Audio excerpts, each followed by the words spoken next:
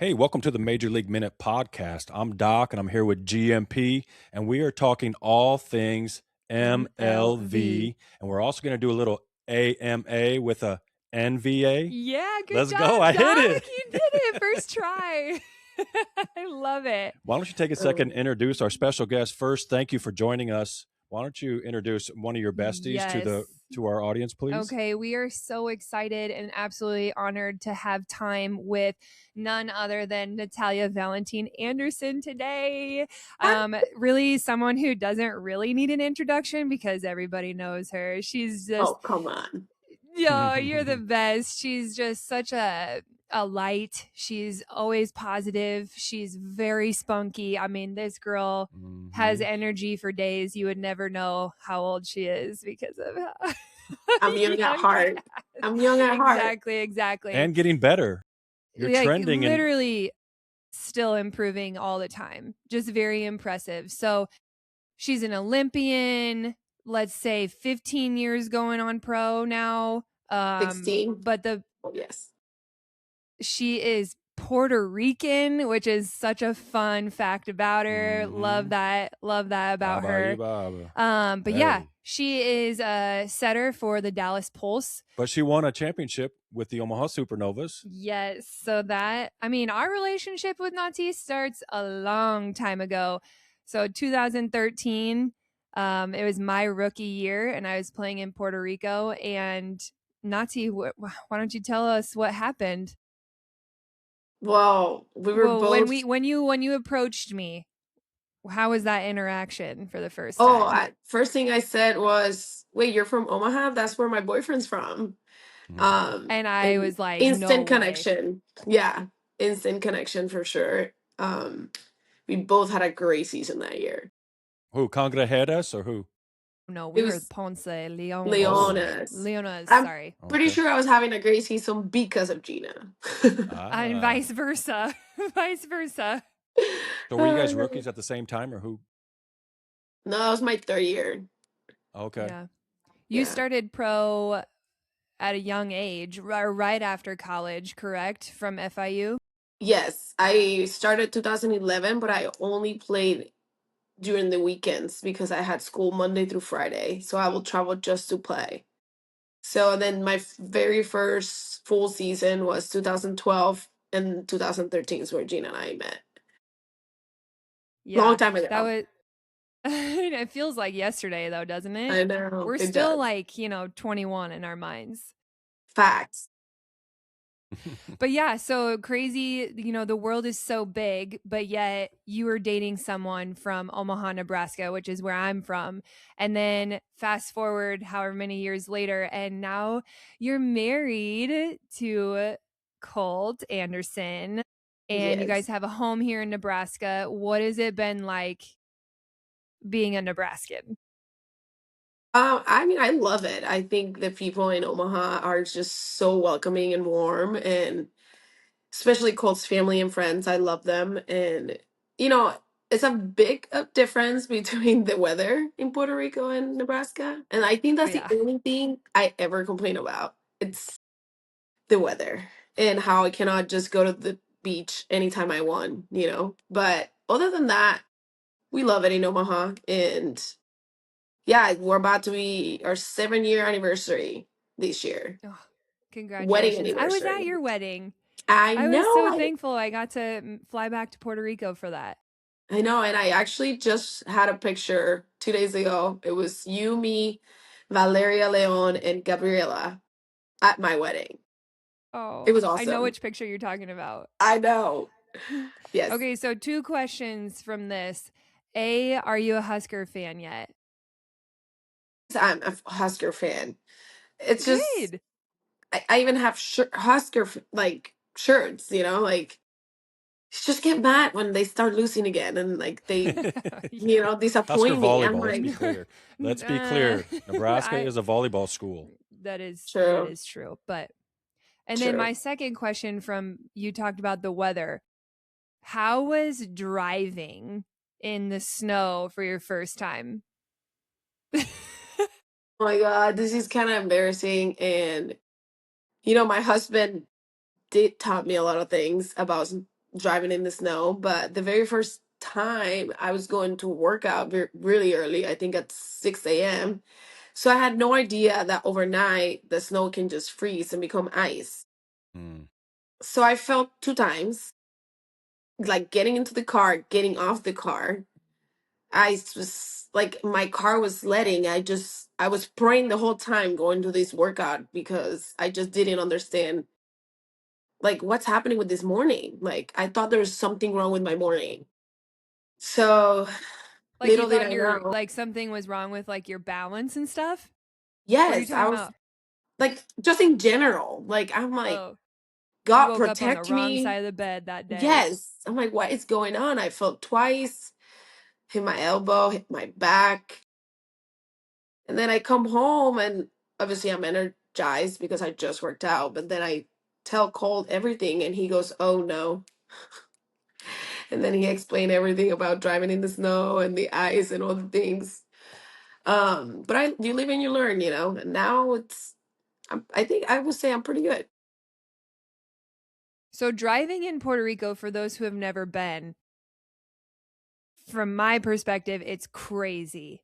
But I have learned to love it. I actually wish people in the United States drove like Puerto Ricans. Like I know it sounds crazy, but it works. Whatever's happening down there, it works. What do you like when you drive in Omaha? Do you still have the Puerto Rican driving in you, or are you officially like a United States driver? United States driver, absolutely not. I think because the thing with Puerto Rican drivers is that they're aggressive. So like honestly, your reflexes have to be on point to drive. Like it's the fact. You're laughing, but it's so true. It's It's so so I true. true. believe it. Like you have to be paying attention to the road and everyone around you because you have no idea what people are gonna pull. So like you're alert. You're very alert.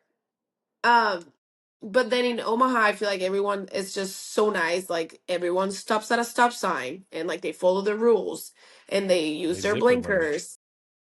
So it's easier to drive like and follow the rules when everyone is, you know? So like in Puerto Rico, I'm not saying they don't follow the rules. I'm just saying they make their own rules. So you kind of have to be aggressive. If not, you kind of will get in a car accident. Yeah. Um, but It kind of yeah, makes me think that I know it sounds odd, but it almost makes me think that that's safer because you have to be more alert. It takes away the temptation of like texting and driving and, who 100%. knows whatever else people do in their car while driving. But Yes. No, 100%. I think I'm always very alert and like looking in the rear view mirror and like, is someone coming really fast behind me? If I stop abruptly, like, are they very close to my car that I have to like stop, and like then go? Like, all these different things go through my mind. But yeah, you yeah. have to be a little bit aggressive in Puerto Rico. Do you have a car down there in Dallas? Yeah. Is that even like crazier because it's really city like? Or are you guys on the outskirts? No, I feel like we're like 30 minutes from Dallas Fort Worth, but I think here it's like in between.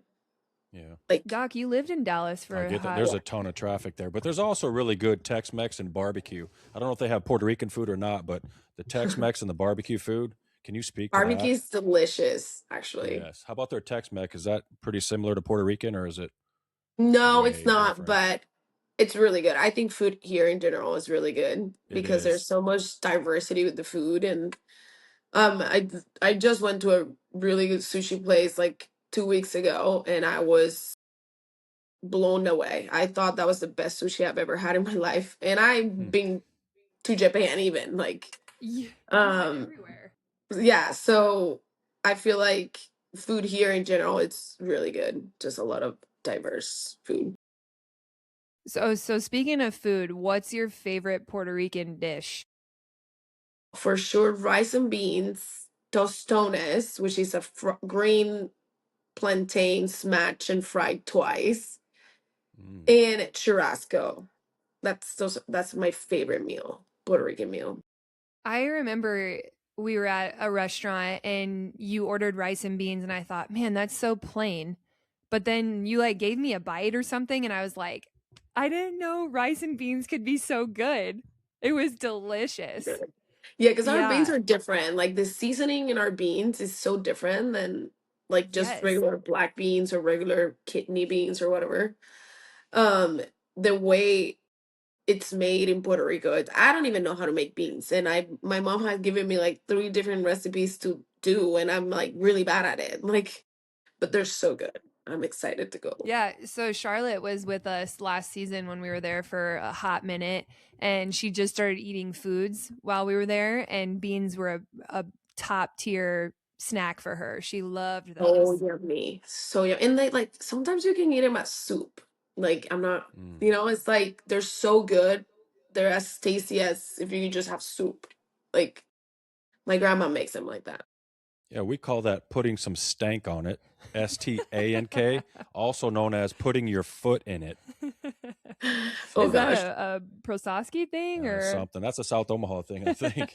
But Got that's it. when it's elevated. I mean, you got green, you got beans, and you got elevated beans, which is what you're speaking to. You're putting your foot in it, and you're putting your stank Very on it. elevated. So speaking of elevated, why does Puerto Rico have the best coffee I have ever drank in my life? Well, because we grow it there, so like you get it almost from the field to any coffee shop. It's There is something delicious. about it. Yeah, it's the soil in that island, man. We're blessed, truly. Is there a comparable coffee shop in Omaha to Or in Puerto, Dallas, or or or in yeah, Dallas? wherever you're at. I was thinking of you guys, but for her, Oh, there's actually a fair amount in Omaha that I okay. love. I love the grind in West Omaha. So good. Mm-hmm. Typed, it's really good too. Mm-hmm. What's the one by Sia Shy? Starts with an R. Rally Yes, coffee. I love Rally Coffee too. Oh, nice.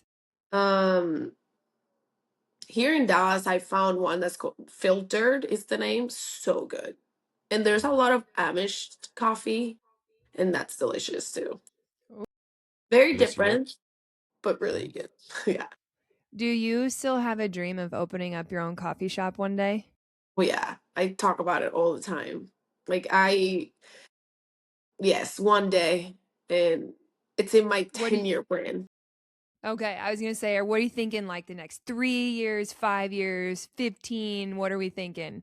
Probably 10. Yes, Okay, it and where is. to be here in Omaha? Yeah, for sure. Because my dream is to bring the beans from Puerto Rico Yeah, and make it like a Puerto Rican coffee you shop. know I would be there every day. But Maybe you yeah. can just Oh, dangle a little barista in that training facility that they're doing right now. You guys are still doing the volleyball training facility, right, in Omaha? we thought about it. We thought about doing it at IG Sports Academy, which is our youth training facility in Omaha. But we needed this space for the kids, so we put that in the back burner for now. For now. Yeah, for now. But yeah, I can see it happening someday. Oh, yeah. I already have the name. I have the coffee names, all of it, but I'm keeping that to myself right now. I bet Good. I know one of That's them. smart. That's smart. A baby food latte. Yeah. Gosh, you have to do that. Oh, I will be doing that. I'm writing that down. By baby Oh food my gosh. latte.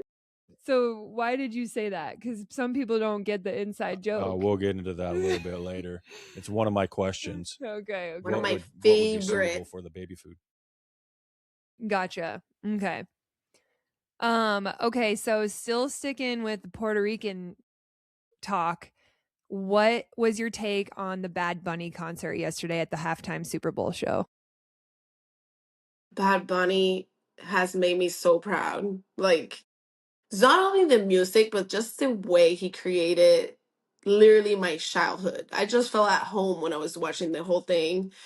And for a second, I did feel bad about people that don't understand Spanish. But then I was so like literally in it that I'm like, if I'm feeling these people, even though they don't know the language, they should be feeling the same thing I'm feeling because We felt the beat. right? It's like it was Didn't a understand a vibe. single word, but definitely felt the beat.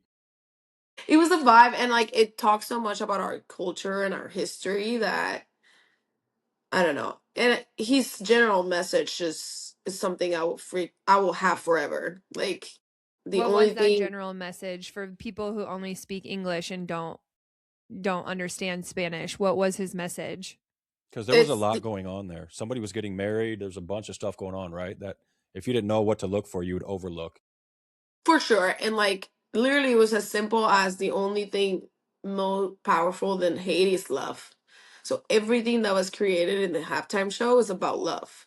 That's why that wedding was actually real. It was happening in real time. Everything was realistic, and you. I feel like a lot of people probably felt identified because maybe someone's getting married the next week, or and it's just about love. The one thing I feel most identified with was when I saw the kids sleeping on the chairs at a party. Literally, that was my childhood.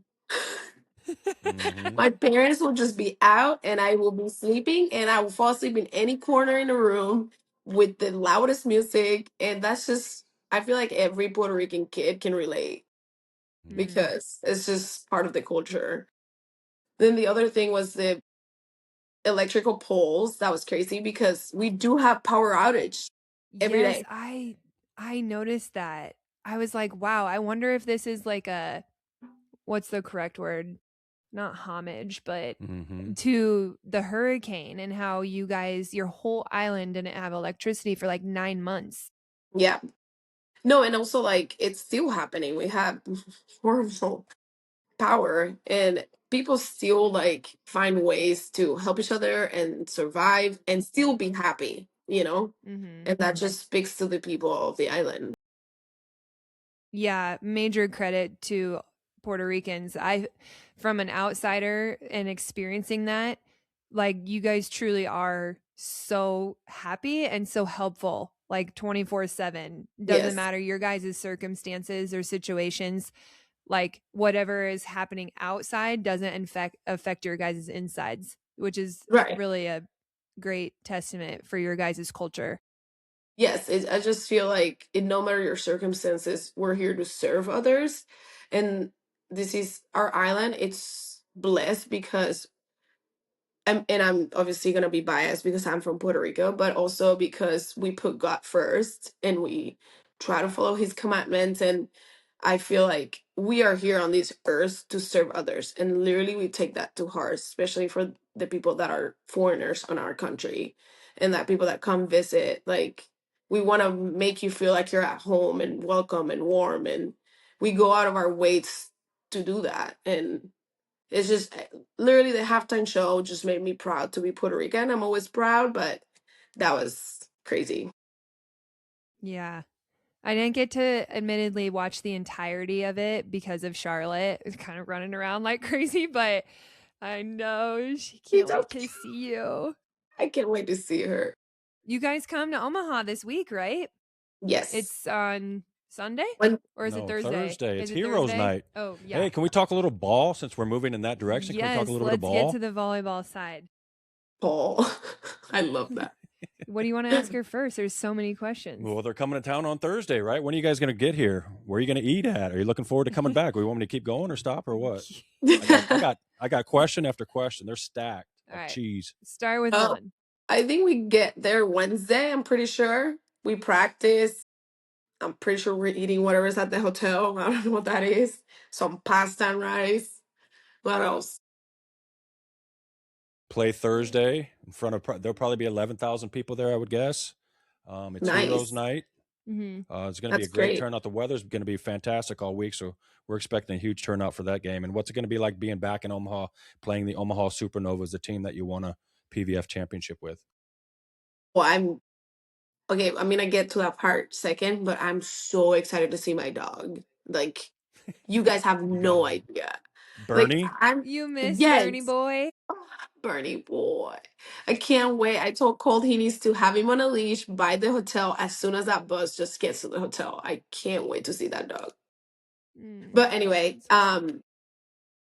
with yeah, it was super. I mean, this is my 16 year playing pro, and like my time at Supernovas, I was blessed to be at home and playing at home. And as an athlete, like I prepare for every game the same way. I prepare whether it's a championship or whether it is a team that had an ex-coach or my family coming into town. Like I prepare the same way for every game, so it's not going to be any difference on Thursday.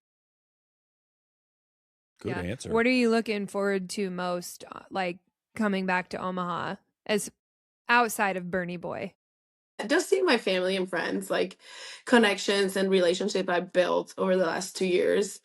I know Supernovas came to Dallas last week, but I didn't get to see a lot of people. You guys, Jeff, Nicole, Diane. Like I just want to see the people that I created all these relationships and build connections with, and I'm just excited for that. We're excited to have you because Omaha loves Nati Valentin Anderson, and that I can't wait for the ovation that you're going to receive when you're back in your hometown. Is this your hometown, or would that be Puerto Rico? I mean, Well, we'll both. accept her. Yeah, we Okay. claim her. Okay. We I claim feel her. like you guys have adopted me, so yes. Okay. Yeah. I am thinking about the ovation. I'm sure CHI is gonna Mm-hmm. erupt. Well, I hope, but if I'm gonna prepare for the worst, maybe they'll be like, boo. Maybe they're still so sad that you're moving Boo. on. I'm like, oh no. Hopefully No, but it's talk to us that, about your new team. Talk to us about your new team. You got a great thing going there. Gina said, don't sleep on Dallas from the very first episode of this. Yes, She before was the excited. season even started. I said Dallas will be in top 4 this year. They're gonna make it to the top 4. No, I mean, this team has surprised me in so many ways, to be honest. Like, coming into Dallas, there's just all these different players from every different team. It's the first year for the franchise. Just, you really don't know what to expect. But, Shannon, our head coach, has been incredible. We have a great group of people on our staff. Our strength and conditioning coach, V, is incredible, and like all that together just makes your life as a professional athlete so much better. Talking about the girls and my teammates, it's such a young team. Like, I'm pretty sure if you take me out of the equation, the average age on this team is like 24 years old. Like, we're very young. Yeah. But people that understand the game, like they're veterans sometimes, and like you can see glimpses of all the girls just truly coming. Like, we have so many 1-year-old pro that I've never been a part of a team with so many 1-year pros. And they surprise me the way they speak about the game, the way they play, the way they show up every day to practice and get better. They really truly surprise me so much. We've been thoroughly impressed by the rookie play, Mimi, and then Maldonado Diaz, as well as the middles. Tristan. Yeah, Savage and even Van Malaya Berserkirk coming in. I know she sometimes doesn't start, but when it's just very impressive all around. Yes. And again, they're all 1-year pros. Like, I think 1 year or 2-year pros. So like, I've been very impressed with all of them. And, I think Gina can speak for these, but when you have a team that has great chemistry, which this team had since the beginning, that's a really good quality to have if you're trying to make it to a championship game. Yeah, so that's actually an AMA question that we have later is, and I'll just get to it now. They're wondering, like, does team chemistry actually make a difference when you have it off the court? Does it make a difference on the court? Does it translate from off to on the court? And how important is it? For sure. I think it depends. I think some people love themselves outside the court, but when it comes in the court, it just doesn't work, Yeah. I think the connections outside of the court are important, and like meeting the person before the player. That part is very important. And I think the authenticity of, did I say that right? You're there. Authenticity. Yeah. Good. Sometimes I don't say it right. Okay. That authenticity of like just being who you are yourself and connecting with others off the court it's what's created that chemistry inside the, like in the court, you know. And I think we've had the opportunity, like, I think a week ago we were on the road for 12 days, like, because we got stuck on that storm. That honestly pushed us to create this chemistry. Even though we had it, we were together 24/7. So we got to know the team so much better and each individual. And one thing our head coach kept saying was, hey, just be selfish with what you need. You don't need to be like with someone all the time. If you need space, tell that to your roommate, or if you want the lights off, tell it, like, be honest, because that's is what's going to create trust. And I think a lot of people really did it and no one took it personal, which is great. That is great. That's hard to do. I feel like, especially as women, like we're very I feel like for the most part, we're very considerate. We don't want to make someone else feel bad. So like, that's awesome that your coach pushed that message of like, be honest. If you want the lights off, just ask. Right. But more importantly, that then builds trust. So that's a great message there. Yes. I'm happy to hear that. As a Mhm. setter, specifically, would you say chemistry is even more important? 100%. Like, the setter is connected to the first touch and the third touch. So Mm-hmm. if you don't create that chemistry and that, you know, understanding and being aware of who your teammates are and what they need, then there's a misbalance there. Um, I think I've been blessed with that gift of just being aware of what people need on the court, even off the Great. court. And Mhm. I don't take that lightly. I'm very grateful to God for giving me that awareness. And like, also my parents, I think my parents did a great job with me growing up and just letting me know that, again, you serve others before you serve yourself sometimes too, like, not at the expense of my happiness, but sometimes I do that and Mhm. that's also Yeah. not good. But definitely, like, it's very important to create those connections and have that build those relationships so that it translates into the game. I think you said your mom is a great cook. Is that what you said? Puerto Rican food? Oh, she's great. My grandma's also amazing. Oh my gosh, they're She can throw it amazing. down. I think it translates onto the volleyball court as well. When you can get your ability to get all the burners on the court cooking, whether it's the middle blocker out of the back row, the two pins, where you got frijoles on the back right burner, you got arroz steaming on the left burner, you got carne and pollo and frijoles and Those are the everything's just only cooking. 5 And Spanish words he knows. no, I'm good. Oh But my it looks like you're god, getting all that's the burners involved, whether it's the middle, out of the back row, whether it's on the pins or the middles, or talk to us about the value of that intentionally getting all the burners cooking at the same time because you guys have had them going. Mm-hmm. yeah. I mean, again, like, I feel like as a team we know we need everyone to win, and I think for me, like, that's what I want to do. I want to have 5 people in double digits every night, you know. And it's, I keep telling them, it's not how you start games, it's how you finish. So I don't want to take, even if you start not as good as you would like to, believe me, I'll find a way to get you back on the game, because I want to be able to use all my, you know, all the options that I have on the court. I don't want to just say, oh, you're not playing good, I'm not going to use you anymore. No, Yeah. I'll find a way. You're reading our mail. This is exactly what I said about you is you are a setter who gives second, third, fourth Grace. chances because you, even if your hitter might not be in it, you as their setter will find a way to get them in it. Hmm. Which there are some setters out there who don't do that. And I'm not saying, one is better than the other, but I know I can tell you which one I prefer. And Yeah, that's someone who is going to trust me even when I might not be performing at the highest level, but to trust me to get there because you're pulling me there. And right. so I just applaud you in that because I said that, I don't know, last week. I Yeah. don't know when it We was, said, well, but we've been witnessing it on the court. I remember you were trying to get the opposites going and just kept trying and kept trying. And then finally it clicked. And now we're Hmm. rolling. yeah. But Right. you did not go, I'm just not going to go back there because I'm not as comfortable with that position as I am with the Well, and that's outside. a really hard position to be in, Nazi. I mean, you're risking your Hmm. success on their Hmm. success. Right. And most of the time it pays off and you both succeed in the end. So I know that's a really hard position to be in and you handle it beautifully.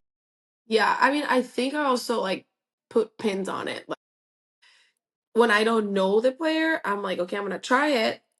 And then I'd be like, okay, this was the situation and she performed. Or Mhm. and like I remember for some reason I remember, I don't know why, but it also comes from a place of knowing that none of us are perfect. And like Mhm. Mm-hmm. you're allowed to make mistakes. If I make my hitters feel like it's okay, like you missed by like 1 inch, I don't care, keep swinging, like I will We find need again. you. We need you because we need everyone to win. So like I think it comes from a place of me letting them know you don't need to be perfect for us to win. Like I need you to just go out there with intention and I'll find a way to get back to you. Like keep doing other things. And this is something that goes in our team. I feel like we say to each other all the time, if something's going wrong, like your attack, keep passing well. Like other people are Yeah. doing great in attack until you can feel, your rhythm again. Or if you're not doing anything right, serve right. Like do one thing for the team that we can count on and be dependent on. And I mean, again, like it's so early in the season still, we still have to work through a lot of things. But that's just gonna raise our roof. Like we're like we want to get better every time we step into the court, and I think that will help us in the long run. Yeah, absolutely. Well, I am a big fan of Dallas this year. It's been really fun to watch you guys.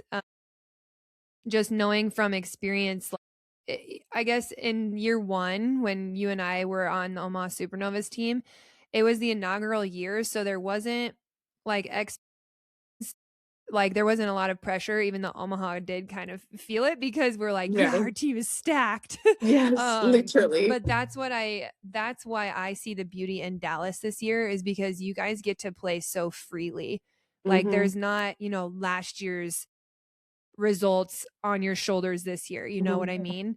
Yep. And so I really enjoy watching you guys just go out there and you guys really don't really even give a rip. Like you just want to win. Yeah, So I love we it. do. But Yeah. also, I think that's the value of having a 16-year pro at quarterback or Yeah. in the setter position is having somebody, they're not proving anything. Their ultimate goal is to let's get this franchise off the ground. Let's just be as best as we possibly can be together. So shout out to the 16-year pros. Okay, Thank you. well, I got two questions though. Oh, Do we have okay. to go to AMA? I was about to, Okay. but go I ahead. got two questions. One of Okay. them, now we got to get back to the baby food thing. Can you explain to our listeners or our viewers when is the right time? You have to actually do it too because we're going to clip this and we're going to go. I need you to say baby food, baby food, baby food, and then when is Okay. the right time to? What does it mean, and when's the right time to actually use that term? All right. So I have to start with saying that baby food is not, my invention. Like I stole these from someone, Dr. Nick. It was Gina and I practicing for the inaugural season of MOV, at the time PBF.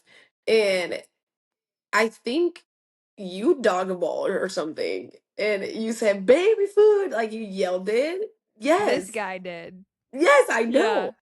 And I said, wait, what did he say? And then Gina said it. He said baby food because it was really easy, blah, blah, blah. And I go, I will use these for the rest of my life. When do you And So you pull it do. out? You When do you pull do. it out? I pull it Because I out seen it all the on AU time. one time. They ran it on a clip, and you said baby Yes. food, baby food, baby food, Are you like serious? all day In long. the Yeah, play? or maybe it was Oh, warm ups. I think you were mic'd up at AU. I was mic'd up, but I say it during the game too. It's bad. What do you say?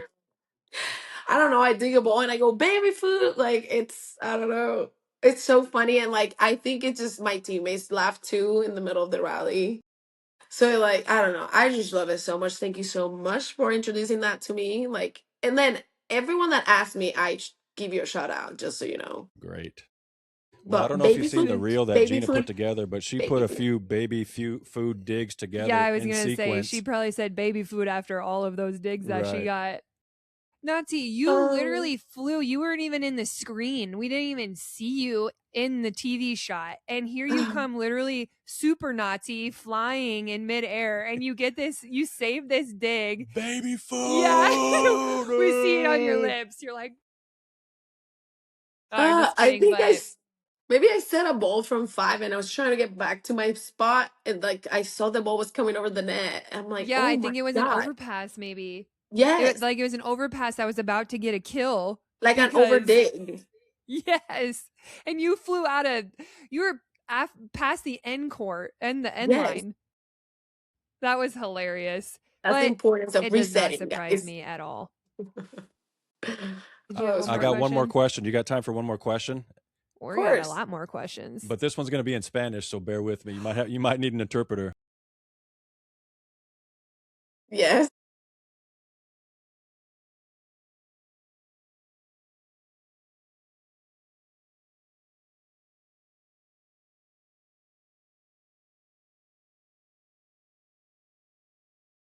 Good job. You got it? Yes. So what I say? What are you gonna need? What is it? What is the team going to need to beat Omaha on Thursday? Yes. I think, I mean, this is very Because you guys played cliche. them last week, right? Yes. I think it's very cliche, but I think our serving pass is going to be key. We did not have a good serving or passing game against them the last time, and I think that's what affected our game. So I'm going to say serving pass. It's as simple as that. when I looked at the numbers, like we watched the game. That's the game where she had all these crazy digs. Yes. Okay. But when I watched the game, I the scores, I don't know what I'm trying to say. What I am trying to say is when I looked at the box score, I was like, man, how did Omaha win? Because the numbers were very similar across Hmm. every category. But then when you know, I even spoke to you a little bit and I agreed just from watching the passing is seemed like I think if you guys pass 10% better, I think maybe the results could have been different. Yes. No, for sure. And then the second set was a little bit of a lead, but the other two were so close that like one pass here and there, it would have helped for sure. Again, like you live and you learn. Like our goal is always to get better every day and like not to make the same mistakes again. So hopefully we come on Thursday and we deliver on those two skills. Yeah. Well, I'll be in a really tricky spot because I of course will be rooting for you and wanting success, but I'm also going to be cheering for my home teams. I know. You'll see me clap for both. It's part Okay, of being a well, let's get fan. to our AMAs. So again, these are questions that were submitted by our viewers Through the Volley app. through the Volley app. That's VOLI. And so we don't know who these people are, but we hear their voice and we're just going to relay their questions to you. So in no particular order, the first question is what made the PVF then, now the MLV, attractive to you that you wanted to choose that and play for that over anything else? Well, after playing overseas for, I don't know, 12 plus years, I just wanted to be closer to home and to my husband. So, yeah, truly it's family what brought me to this league and just not being like in long distance with my husband. That was really tough for a long time. So, yeah, Mm-hmm. that's actually my answer. Side question, because you have played overseas for so many years and you have experienced so many different franchises. How would you say that the MLV compares to overseas? I think there's a lot of things the MLB for sure are doing that are treating us as professional athletes how we should be treated, because this is the best level outside of, international. Um and I think MLB is doing a great job of just catering to the needs of every athlete. You don't get that all the time overseas. Sometimes you don't even get a trainer for practices. So Yeah. um yeah, I think there's still growth to do with our sport and how to treat, these amazing women athletes, but it's headed into the right direction. Yeah, I would say in my experience, like this is they for only year 3, like they got it going on.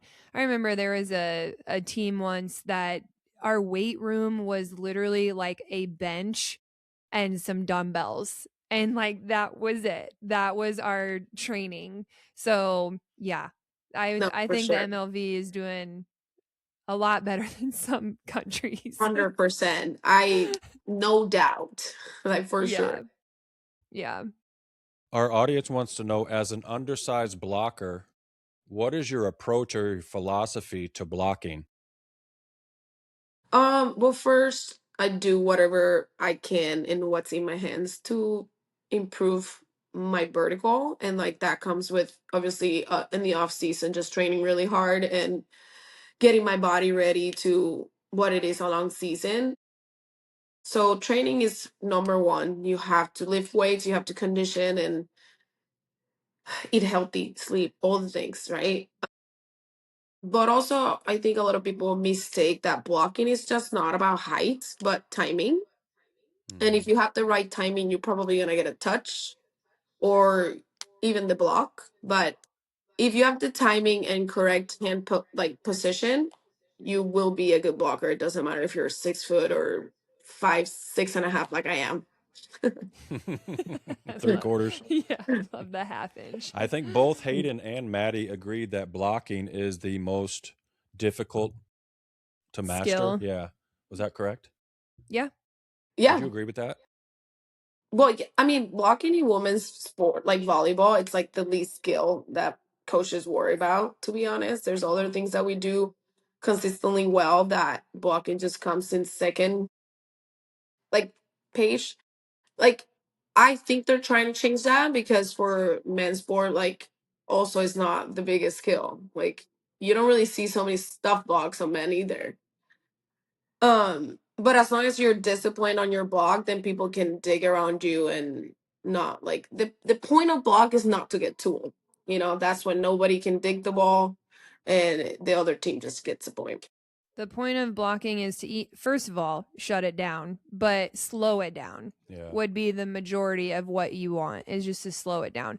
But that's interesting that you say that coaches don't push Prioritize it. Yeah, because we've spoken before, like a middle blocker, for example, I think is the big game changer for a team's success, because when you have a good middle blocker, it can add anywhere from 6 to 10 points to your set if they're there and they shut it down. Right. I mean, I guess I was speaking in my position as a setter. Oh, okay. Like, Okay. yeah, sorry. Like, it's as a setter, that's like truly what coaches have told me throughout my career. Which Gotcha. it helped me believe I can play at this level for as long as I want. You're a freaking Olympian. Of course Right, you can play at a high level. right, but I'm just saying like that wasn't always the case when I was growing up. And like Yeah. again, like as a setter, you need to set well first. Then Right. those things come secondary and like run a Yeah. good offense. I get And that. I was told Well that said. yeah, I was told that by two amazing coaches that I had overseas, and it stuck with me even when I have coaches now that think that because of my block I shouldn't play. In my mind, I already know these two amazing coaches told me this, so I'm gonna stick with that one. Yeah. Side question, are you going to get the Olympic rings tattooed?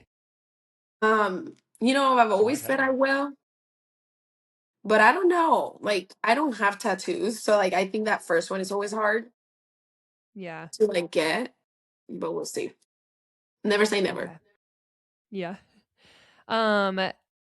Next question is, what's your favorite type of set to run and why? If you're willing to share that.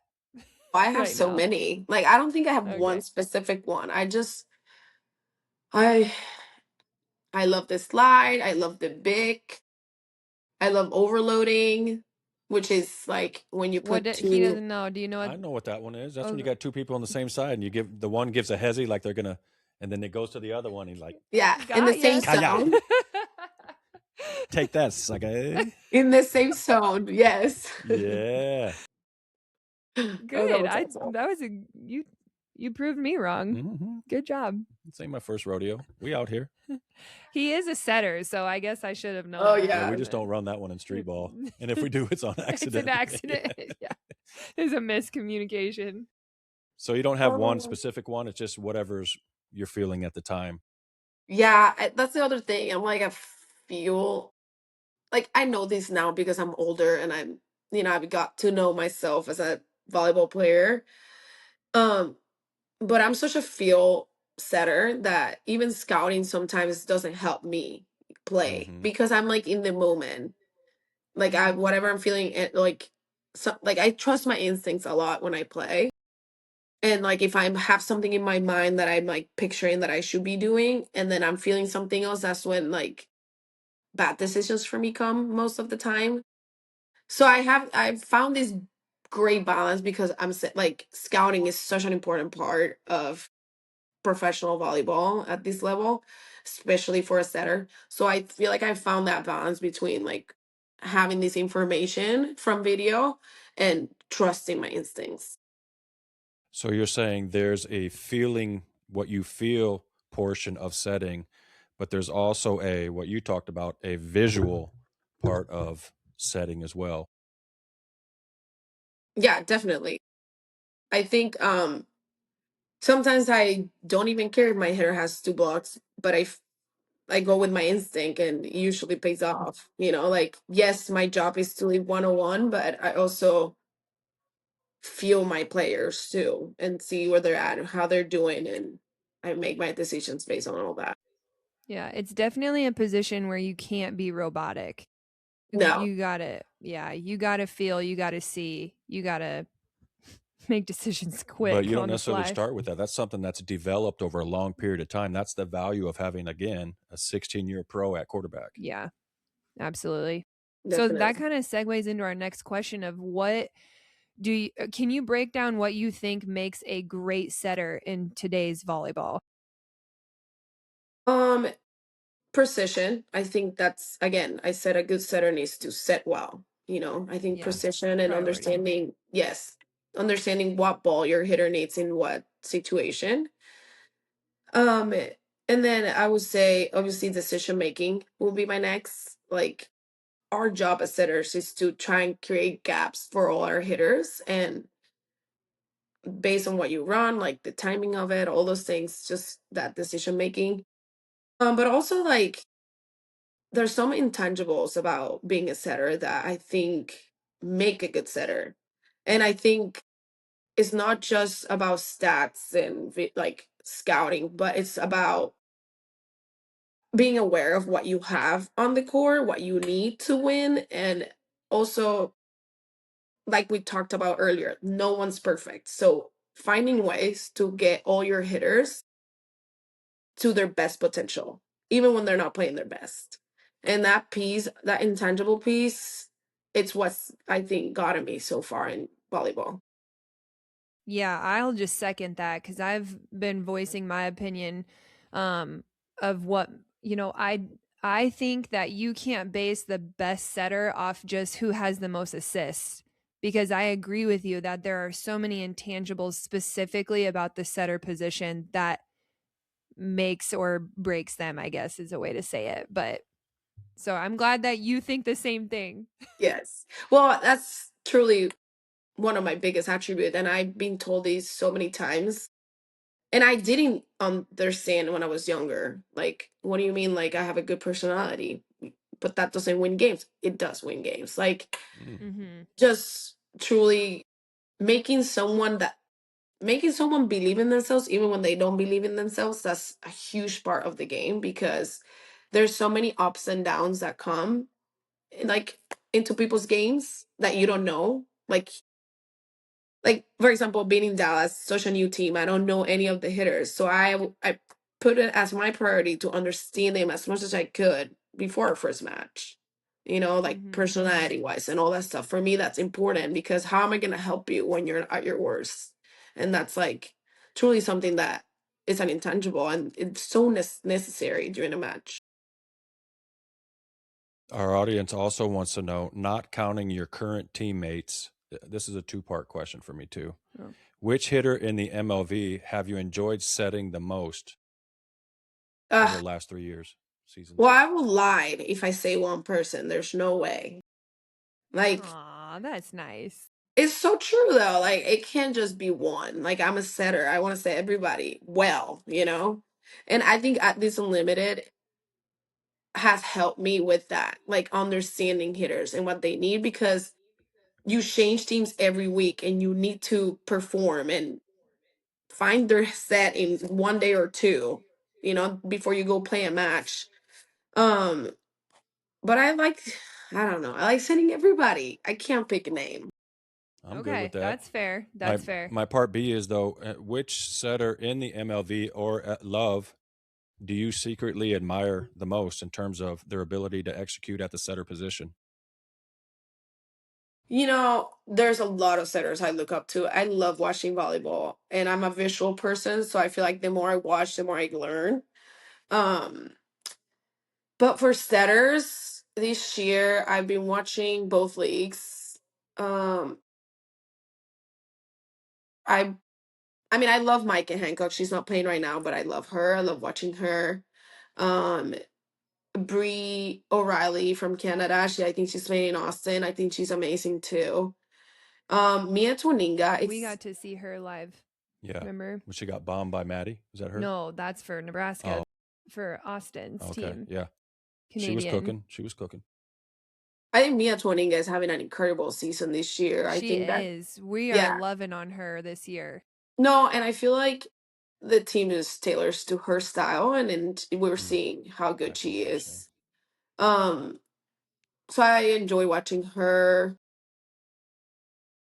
I mean, every setter, like Marley, like I don't know. Yeah. I can't even think of names right now. I'm I sorry, but That's okay. We'll move on. I enjoy. We talked about Mia. You talked about her ability to, you know, transition from USC to the MLV and Yeah, how I that really has springboarded or catapulted her ability to play setter position. Yeah, because I think that her team is better suited for her for Indy than maybe in college at USC. And along So. those lines, I was thinking like if ever a volleyball game turned out and a rugby match broke out, I think who's ever playing the Indy Ignite is going to be in trouble. Teeler, Mia, and Lecator. Yeah. Good luck. Yeah, look out. If it ever turns into a rugby match, it's over. that is so OVA. funny. That's hilarious. What gives you the most satisfaction? A great dig, a tough set that leads to a kill, a dump for a point, or a kill block? Which, I mean, or maybe it's not even listed. All of the above. Hey. Okay. I'm kidding. It'd probably be a blow. Yeah, that's what I think too. I think when you shut someone down like cleanly, oh, it's like the best. Yes. You're like, not But today. I also love digging. I also like setter downs. And a hard set to a kill. I mean, no one can beat that. I made that set better. Yes, I'm with you. I get it. What's your favorite celly? Did you add that? Yeah, I did. I don't think that was submitted through Volley. Hey, I just added that later because it fit. Favorite celebration? For me or just the team in general? You. I think I mean, if you solo block somebody, what are you doing, saying, or thinking? I mean, I know what I do when we're playing street ball. I'm a big no, like the Planet of the Apes guy. Like, no. What are you thinking or doing, or how are you celebrating? I know you turn around and kind of run in a circle. I think she runs. Yeah, I think you like do to run a lot. Or this girl loves she's a runner. running. She actually loves running. We She's got crazy. a runner. I do run. If it's like a tough point, I think I'm more serious. I'm like, yeah, like. But if it's like, a funny, not funny. If it's like a blog and it was like we're winning by a lot, like sometimes I just turn around and go like, "What was that?" Like what? And I laugh. Say what? But, Say what? Yeah, you got to promise us if you get a solo block on Thursday, you got to whip something out. Whip Say it what? out. Say what? I don't care what it is. A back handspring. Okay, we'll look for that right what there. was it? Let's see. What were you thinking? I love it. all All right, moving on. how do you keep your competitive edge from year to year? Because I like this question because no one gets younger, right? That's fact. But you somehow like are keeping your competitive edge and your energy at a high And level. improving it. And Her game even is I was up. going to say, and even year after year, it somehow gets even better. This is honestly an easy answer for me. Like, yes, people might say it's a mindset, but I think it's because I play for God's glory. Period. Every Mm. time I step on that court, it's another opportunity for me to glorify Him because He's who's given me this gift of playing volleyball and reaching people and serving others. And that's it. It's because that's why I play volleyball still. Well, that's a great segue into our next question because that's what the audience wants to know. What do you want to be known for at the end of your career? So once you're done playing, I think you just answered it. Would you agree? Oh, yeah, 100%. I think people forget everything you do, your championships, but they don't forget how, again, you make them feel. And I think someone said that was a Maya Angelou, or I think it was her. Someone Somebody famous. said that. Yeah. Yes, So but you got it's to put so your true. Everyone forgets all those accolades and stuff, but they don't forget who you are as a person, how you make them feel, how you acted when you were in difficult circumstances. And if you kept that composure and consistency, and I think I get that from God, from being a believer and a follower of Christ. It keeps me grounded. It makes me understand that life's ups and downs, I still have Him as a constant, and I choose love. I choose, joy every single day, no matter what happens in my life. So yes, that's probably what the legacy I would like to leave in this sport that I love so much. That's true. You probably would have never remembered me if I wouldn't have introduced you to baby food. You probably forgot me a long time ago. But it was the way that baby food made you feel. It's so true. It It made me is feel true. alive. It is true. It's whatever quote that was, it's accurate. Well, I just want to affirm you. I think you're doing a great job of being a light, and I I just thank you for having Are you that. getting choked up? No, It sure no. looked like it. I'm not you. Anyway, you do a great job of representing that your true meaning and your reasoning and that gratefulness mindset. Yeah. You do a great job of that. Thank you, Gigi. That means a lot Being coming from salt and you. light. Okay, so do you miss Omaha? I think you already kind of answered that earlier. Mm-hmm. That's a Like very simple, short question we have. Omaha Supernovas? Well, the question does not specify. It just says, do So you do you miss miss Omaha? Omaha? I do miss home. I miss Bernie Boy. I miss my husband. I Minus the miss weather. minus the weather, yes. All right, that one was a little easy, but do you think setters and hitters need to bond off the court to reach their highest potential on the court? Which I think we kind of touched on this. And then the second part is, how seriously do you take making those personal connections? And is it more difficult in the MLV with so many less experienced players? Mm. That's Wow. interesting. I Yeah. feel like we've already answered all this, but I'll let you go ahead and summarize it again. Okay, so I think yes, it is important, but it depends. I think you need to be authentic and you need to be like uh, just yourself so that you can build trust with those connections. So you cannot be something that's forced. Um, that's that part of the question. What was the next? Well, it says, how seriously do you take making those personal connections? And is it more difficult in the MLV with so many less experienced players? I think maybe this person understands that you're on Dallas, so you have a Mm-hmm. lot of 1-year pros, you have a lot of rookies, is my guess.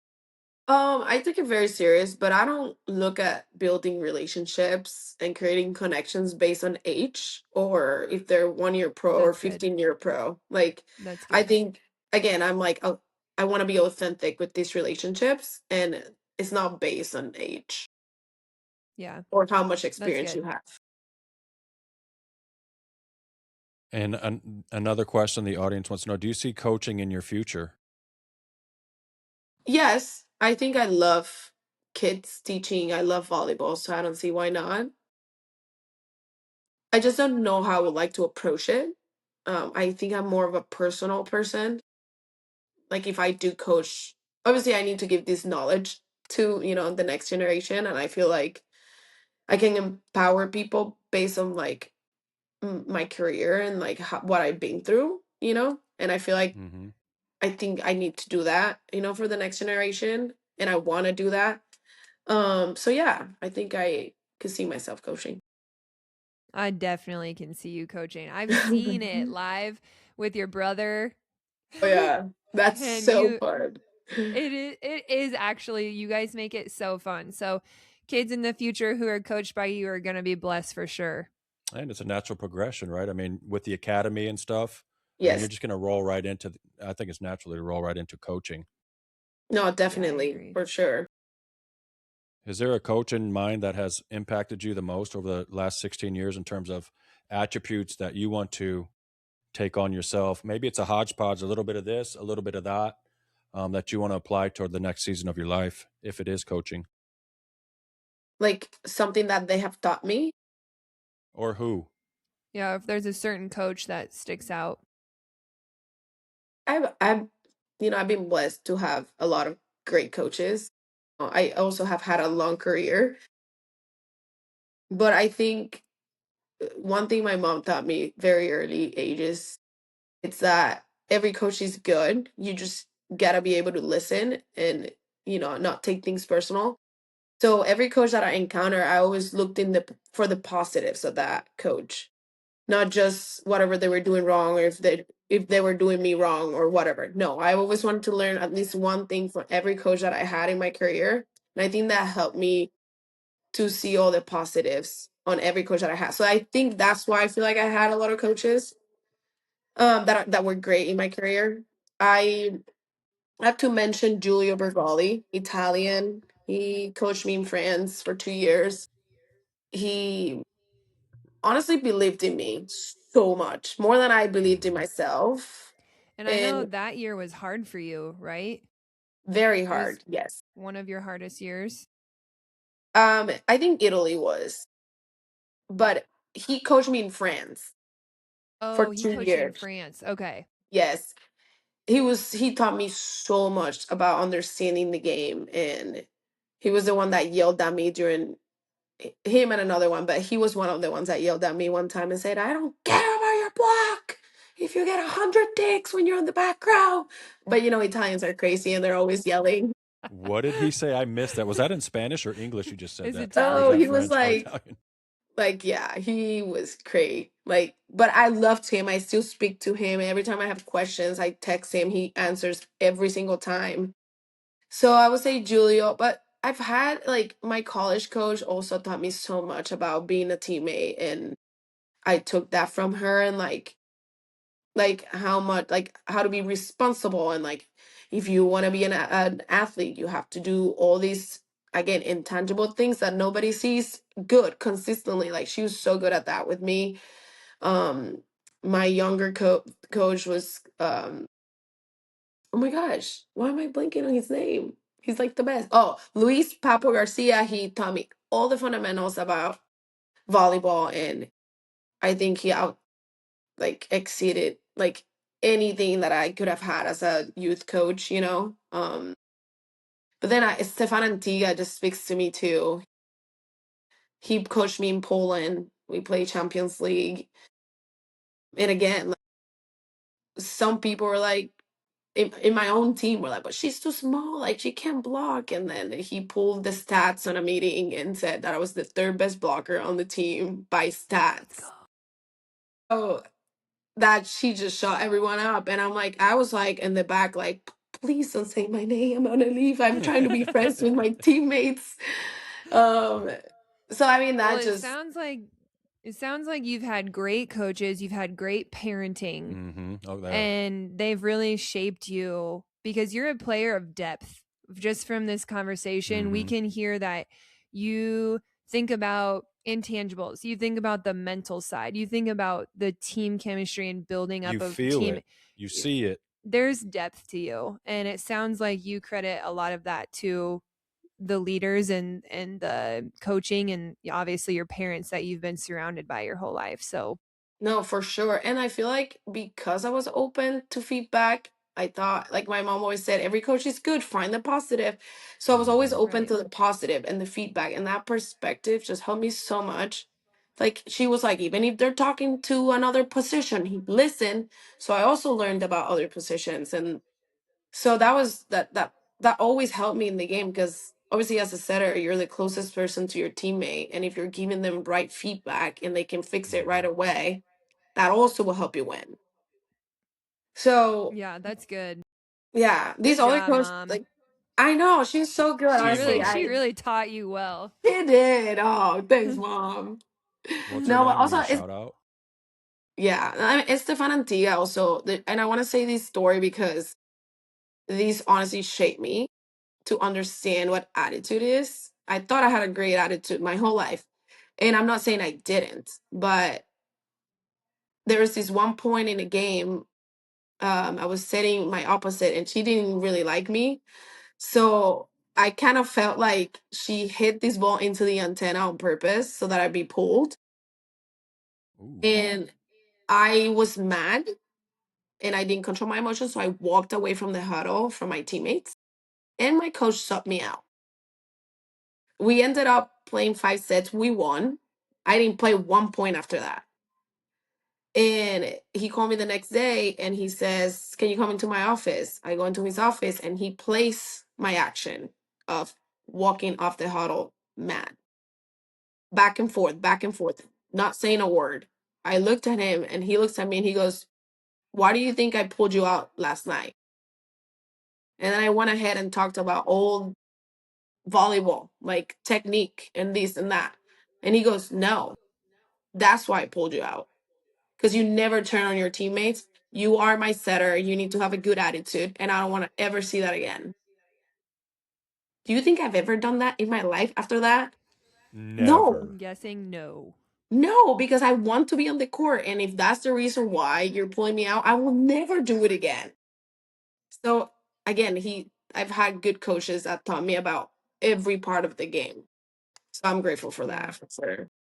Awesome. I think you're going to be a great teacher slash coach when you decide that you're done with volleyball, playing volleyball. I think you're going to make a great teacher. Yeah, Thank wherever you. you are, Right. whether it's here in Omaha or, back in Puerto Rico, wherever, kids are going to be blessed. Do you want to finish So with that last one? there's two more. They're a little bit less serious. First one is Love that. I'm do super Puerto unserious. Ricans think that you have an accent now?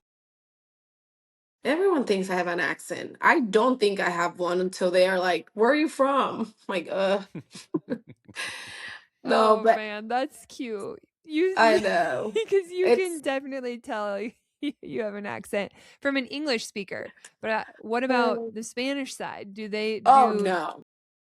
No, They're because like you're no, you're I'm still I'm good. still Puerto Rican accent because Okay. I speak to my family every day, so they don't let me Okay. not forget. Okay. Good. Especially my mom. If I start speaking Spanglish, she like loses it. She's like, "Do not forget about your roots. You need to speak Spanish." Yeah. Okay. Yeah. Last one is: do you have any hidden talents or skills or hobbies that you want people to know about? Well, hobbies. I love cooking. Um, I love puzzling. Mm. Like, Puzzling. Yeah. I Okay. love Puzzling. puzzles. Okay. Hidden talents. No, this is What's your all you go-to get. meal? What's your What? go-to? What are you cooking? I like to Menudo. cook healthy, so I love a lot of quinoa bowls and like Yeah, you do. rice bowls and like healthy salads. I'm trying to make soups now. Like Mm. I like chicken noodle soup. So, and I like making everything Why from did you say scratch. that so I cute? It's know. like chicken It's like she was chicken getting noodle ready soup. to load up a Because pot. that's not something that a Puerto Rican would say, but I try to eat healthy and nothing from my Puerto Rican, food is that healthy, Oh yeah. you know. Fruit. We Very love. fresh, good fruit. You're right. Yeah, Mm. fruit. Can't wait to Acai have a bowls. mango. Oh my god, a mango. They're so good there. Mm. Yeah, they are. Well, we want to say thank you so much for joining us on the Major League Minute podcast. Did you have fun? A blast. I mean, can Good. You every can come podcast back. be like this? I want Oh, every podcast to be like this. I have a question. I noticed this season you rock that white necklace. Does it have meaning to you, or was it a special No, gift? Or It's candy. no, It's a candy it's necklace. maybe I make like because they're pearls. I'm like pearls from Puerto Rico. I don't know, but I like it too. so It's those are working. pearls? I can't. It's hard to tell from the TV. Yeah, they're pearls. Oh, was it a gift from Colt or a gift to No, yourself? it's a Or gift to myself, like a lot I of love things. it. I love it. Thank you Well, again, and thanks for everybody that submitted the questions for Nati. So really appreciate you, yeah. Nati, being on the podcast with us today. You're just an Thank you incredible guys. person and an You guys incredible too. player. And Omaha misses you, but we're celebrating your success wherever you are, and we can't wait to see you And on we're going to Thursday. see you on Thursday. Let's go. Don't you Yeah. better not cold shoulder us. You Oh better my not. I gosh, didn't why see would you. I do that? I'm the No, same person wherever I am. It doesn't that's matter. true. Thank you guys for having Okay. me. I enjoy it so much.